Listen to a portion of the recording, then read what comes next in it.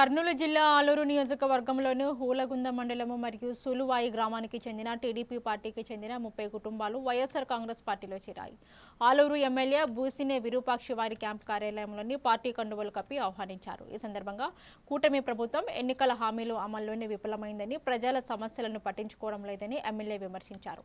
కార్యక్రమంలోనే YCP నాయకులు, కార్యకర్తలు పాల్గొన్నారు. పత్రికా విలేకరులకైతే మన ప్రింట్ మీడియా, ఎలక్ట్రానిక్ మీడియాలకి ప్రత్యేకంగా ధన్యవాదాలు తెలుపుకుంటున్నాము. ఈరోజు మన హులగొంద మండలం సులయ గ్రామం నుంచి దాదాపుగా మా పార్టీలోకి ఈరోజు టీడీపీ నుంచి వివిధ అన్ని కులాలకు చెందిన వాళ్ళు, ఎందుకంటే రజకులు వచ్చినారు, ఎస్సీలు వచ్చినారు, అదేవిధంగా వాల్మీకులు వచ్చినారు, అదేవిధంగా లింగాయతులు, అన్ని కులాలకు చెందిన వాళ్ళు ఈరోజు మా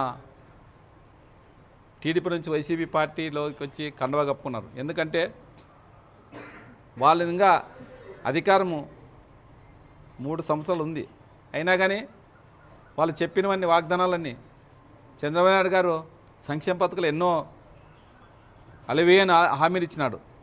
ఆ హామీలు ఇచ్చిన దాంట్లో అసలు ఏమి తీర్చలేదు. అరాకొర ఏంటంటే మనము తల్లికి వందనము అది కొద్దిగే, అది ఒకసారి వేసినారు, ఇంతవరకు ఇంకా నెక్స్ట్ మళ్ళీ అది స్కూళ్ళు తెరిచినారు కానీ ఇంతవరకు లేదు. అదేవిధంగా రైతు భరోసా కేంద్రం ఇచ్చిన దాంట్లో వీళ్ళు కొద్దిగా సేమ్ అప్పుడు మా వైఎస్ జగన్మోహన్ రెడ్డి గారు ఏమి ఇస్తున్నా అదే ప్రకారం వీలుగాను. ఎందుకంటే ఫస్ట్ రైతులకి ఒకేసారి ఖరీఫ్ సీజన్కి 20,000 ఇస్తామని మాట చెప్పినారు వాళ్ళు, అయినా మాట తప్పినారు. సంక్షేమ పథకాలు ఎన్నో ఇచ్చినారు, అది చెప్పినారు, అయినా కానీ ఏవి ఇక్కున్నట్ల ఈరోజు